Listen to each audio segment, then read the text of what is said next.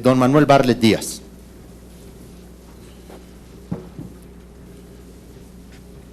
Es un lugar común en México hoy decir que la corrupción es el principal problema de México. Nadie lo niega, todos lo reconocen. De manera que este caso pues está señalando a ese fenómeno que todo mundo describe. Es un caso con investigación, con denuncia formal, pero lo mismo podríamos hacer en un gran número de estados del país, porque la enfermedad llega a todos lados. En particular menciono a mi estado, el estado de Puebla, que tiene toda una serie de vinculaciones también en lo mismo, la empresa OHL, la otra de por acá, en una descomposición nacional. De manera que es un caso que debe servir para que se haga lo mismo en todo el país. Bueno, el presidente Peña Nieto presentó una iniciativa para combatir la corrupción desde que inició su gobierno, después de haber hecho su declaración, obviamente, de patrimonial, que conocemos, pero que no se ha avanzado mucho. Y si es la corrupción, como todos lo reconocen, el principal problema del país, pues habrá que hacer algo al respecto. Y aquí tenemos un ejemplo, por eso estamos aquí, senadores de todos los partidos.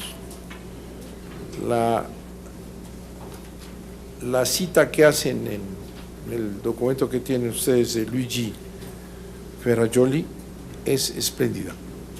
Se las recomiendo. Muchas gracias. ¿Por qué no la lees? ¿Me recomienda que el primero en leerla sea yo? Sí. Se las voy a leer. Dice, es un gran defensor de los derechos humanos, este autor. En nuestro estado es en realidad un doble estado, detrás de cuya fachada legal y representativa había crecido un infraestado clandestino, dotado de sus propios códigos y tributos, organizado en sus propios códigos y organizado en centros de poder ocultos, destinando a la apropiación privada de la cosa pública y recorrido secretamente de recurrentes tentaciones subversivas. Así pues, un doble estado oculto y paralelo que contradecía todos los principios de la democracia política y del Estado de Derecho, desde el principio de legalidad al de publicidad, visibilidad, contabilidad y responsabilidad de los poderes públicos. Cualquier semejanza es pura casualidad. Muchas gracias. ¿Alguien más que quiera comentar algo? Víctor. Bueno, el senador Hermosillo. Bueno, la corrupción es peor que el ébola, muy dañino y sobre todo progresista, eso es lo peor. Si no se combate, crece en número y en volumen. Me acuerdo hace algunos años nos espantamos con el problema de Coahuila, con Moreira, se hablaba como de 31 millones de pesos. Cuando se oye esa cifra, 31 millones de pesos, 31, por eso, hasta yo me pongo mal, 31,000 millones de pesos, digo, es que es una cantidad que no puede uno entender, como en un gobierno estatal se droga de esa manera. Ah, pero pues como no pasa nada, pues es, les digo, contagiosa. Y luego sigue Veracruz, Nuevo León y otros estados. La mayoría del PRI, son del PRI. Y ahora es el caso precisamente de Chihuahua. ¿Por qué? Porque no pasa nada. No hay respeto.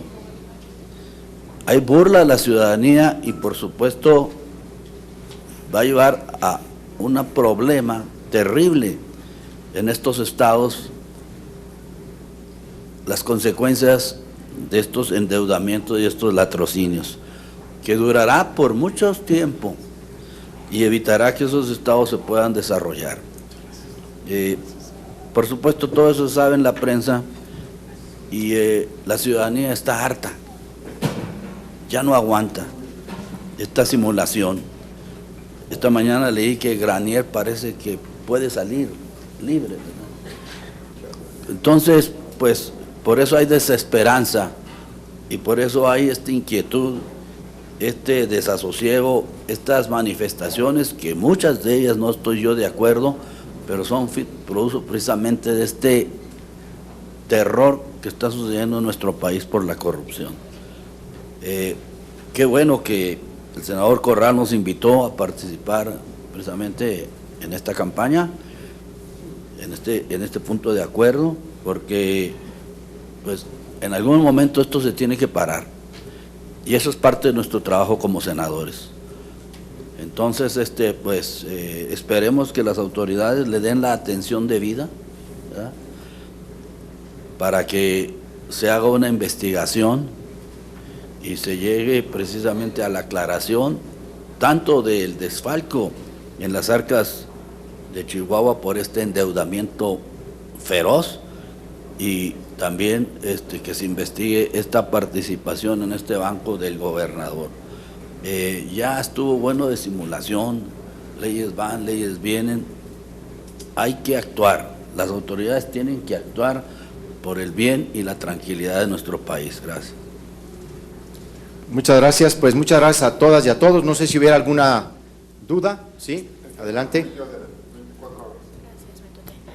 ¿Qué tal, senadores? Buenas tardes. Principalmente al senador Javier Corral, preguntarle, senador, si a partir de que ustedes atraen esta denuncia y con base en todos los hechos que la alimentan y que se refieren a un delito de peculado, de enriquecimiento ilícito, si han considerado o considerarían el iniciar un juicio de procedencia contra César Duarte para que responda por estos delitos y si es posible que se le desafuere. Entiendo que es una facultad exclusiva de la Cámara de Diputados, pero si quizá ustedes tengan en mente hacer esta exigencia. Bueno, yo creo que la misma denuncia obligaría al gobernador de Chihuahua a separarse del cargo mediante la figura de la licencia para no entorpecer las investigaciones que no solamente tiene que realizar la Procuraduría General de la República, sino la propia Fiscalía Estatal de Chihuahua. El gobernador, pues es el jefe del fiscal estatal que lo va a investigar. De hecho, él lo propuso ante el Congreso del Estado. Por lo tanto, hay una evidente contradicción en este modelo de organización del Ministerio Público. De per se, él debiera solicitar licencia. Hay una exigencia clara en la sociedad chihuahuense de que se separe del cargo para dar cauce a la investigación. Como sabemos que esto no va a suceder, lo que hemos hecho y lo que estamos buscando es instar a las dependencias federales, a la Procuraduría General de la República, a que cumpla su función. De no ser así, de no servir las instancias del Ministerio Público Federal, pues recurriremos a otras instancias de carácter de justicia política, como es el juicio de procedencia. Pero lo que queremos es dejar la denuncia en los términos penales, administrativos y financieros o de las instituciones financieras, porque con esos solos elementos, por supuesto que debe enfrentar una responsabilidad. Confiamos en que el gobierno va a valorar los elementos que tienen esta denuncia, porque además advierto, solo se ha presentado una parte de los elementos probatorios. Hay un arsenal de pruebas. Cuando digo arsenal, sé la palabra que uso. Me gustaría decir es un caudal de pruebas. De hecho, una y muy importante es el propio silencio del gobernador de Chihuahua. ¿Alguien más? Muchas gracias a todos por estar aquí. Muy bien, señor.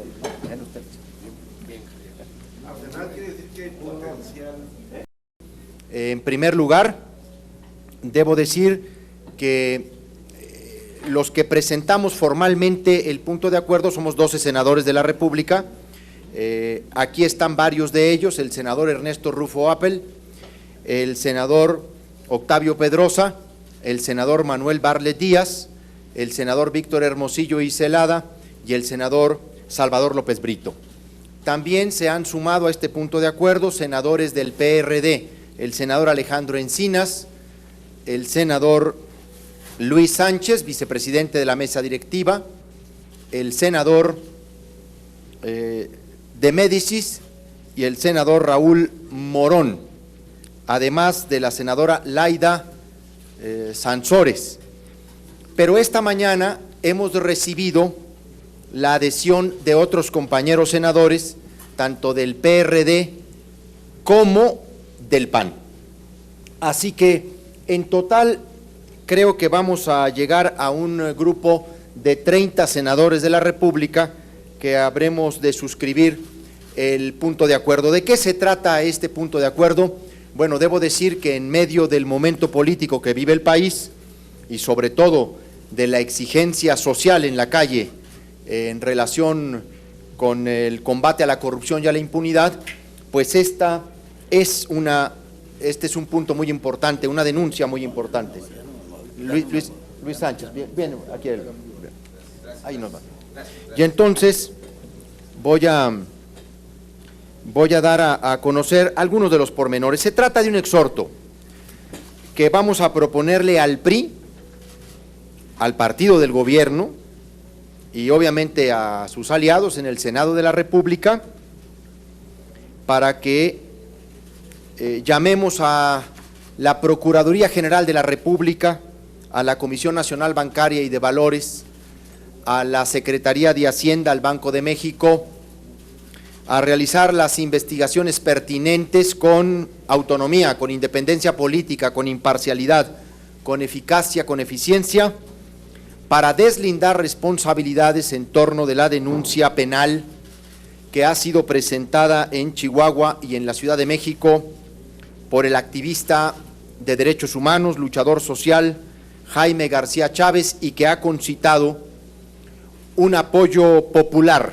en nuestra entidad, lo que incluso ha dado lugar a la conformación de un movimiento chihuahuense, Unión Ciudadana, precisamente para obligar a las autoridades a cumplimentar las indagatorias y generar las sanciones debidas.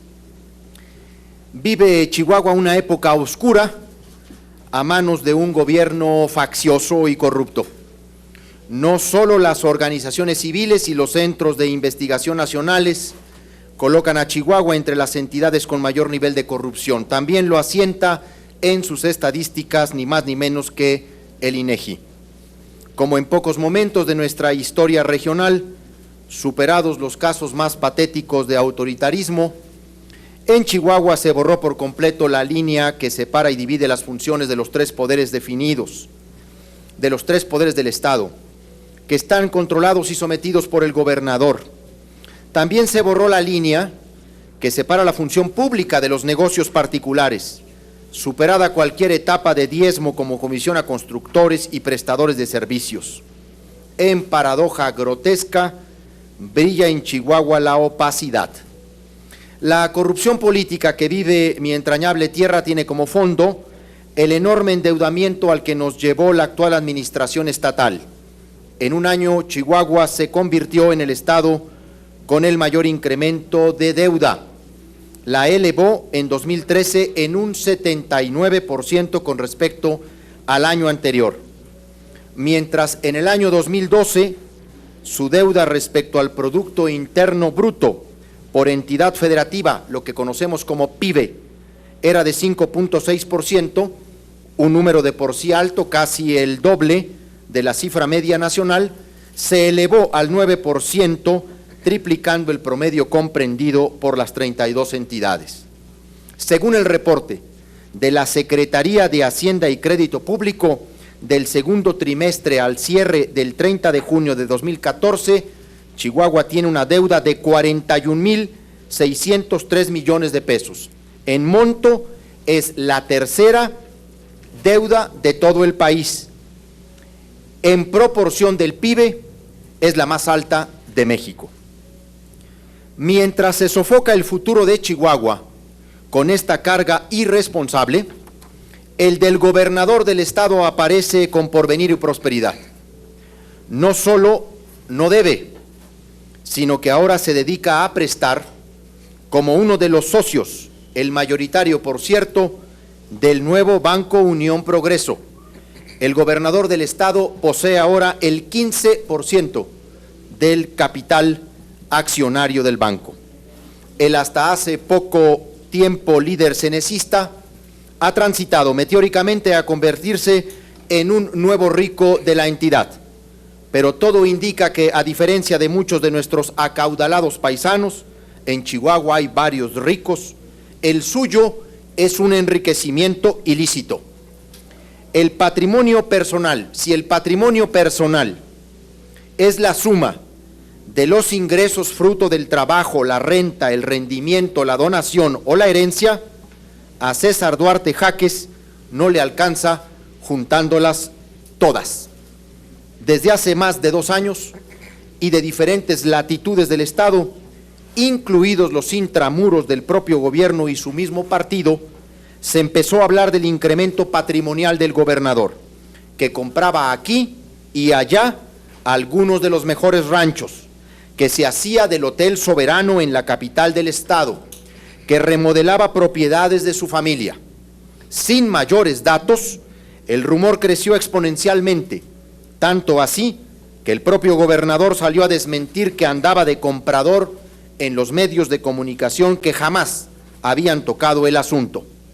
Sin embargo, ahora, la Procuraduría General de la República, la Comisión Nacional Bancaria y de Valores y la Fiscalía Estatal de Chihuahua tienen en su poder una documentada denuncia de hechos por los delitos tipificados por el Código Penal Federal, tales como peculado, enriquecimiento ilícito, ejercicio abusivo de funciones, uso indebido de atribuciones y facultades, y los demás que resulten cometidos no solo en perjuicio del patrimonio del estado de Chihuahua, sino los que resulten relativos por actos violatorios de la legislación bancaria y los correlativos a estos de la legislación penal del estado de Chihuahua, cometidos por el gobernador César Horacio Duarte Jaques, por Jaime Ramón Herrera Corral, secretario de Hacienda, no es pariente mío, Carlos Gerardo Hermosillo Arteaga,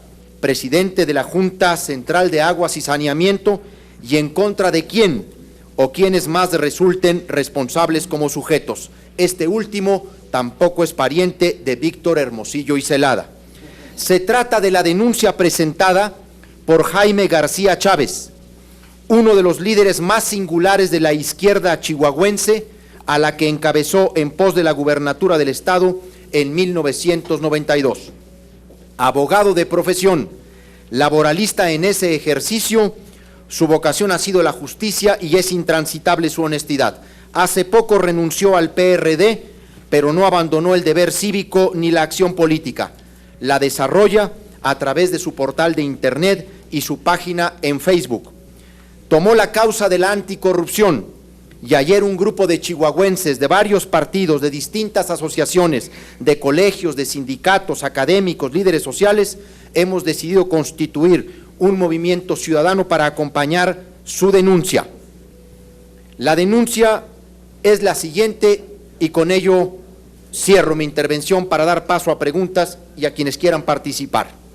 El 21 de marzo fue aprobada por la Junta de Gobierno de la Comisión Nacional Bancaria y de Valores la creación del Banco Progreso de Chihuahua, sociedad anónima, del cual Jaime Herrera Corral, secretario de Hacienda del Gobierno del Estado, es fundador y funcionario, mientras que el gobernador del Estado es uno de los principales socios con la adquisición del 15% de las acciones vía el contrato de fideicomiso 744.743 de administración e inversión, formado por él y su señora esposa Berta Olga Gómez Fong, formalizado ante el notario público número 6 en noviembre de 2012, con una aportación de 65 millones de pesos, con el objetivo de que la fiduciaria Banco Mercantil del Norte Sociedad Anónima efectuara la adquisición de acciones del Banco Progreso de Chihuahua.